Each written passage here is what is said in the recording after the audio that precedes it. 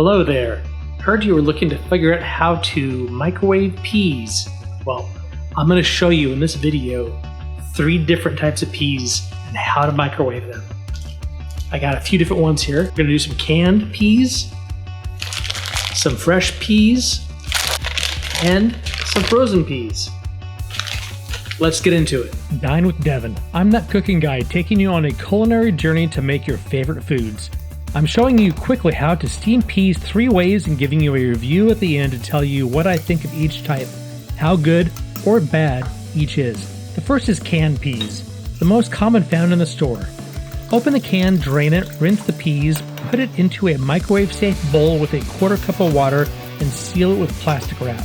You will microwave the bowls at 100% power for 3 minutes and 30 seconds. I have time-lapsed the video to shorten the entire video. Once it's done, drain the water out. Now let's cook the fresh peas. I have this bag of fresh peas I opened. Also add it to a bowl with a 1/4 cup of water, cover with plastic and microwave for 3 minutes and 30 seconds. When done, also remove it from the microwave.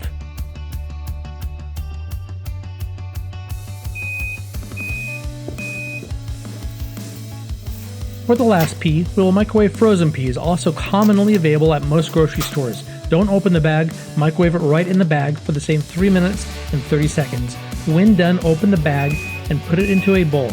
Dress the peas how you want. I like some simple butter, salt, and pepper. Do you see some tools in the video that you would like to own? You can find links to it and other tools in the description below. Yes, even the equipment I used to make this video, like the camera or lighting. With these links, you don't pay anything extra, but I do get credit for your purchase, and I really appreciate it. I'm trying each pea now. This is the fresh pea. It's firm with a nice bite and a fresh pea flavor. I like it. Now let's try the frozen peas. I'll take a bite.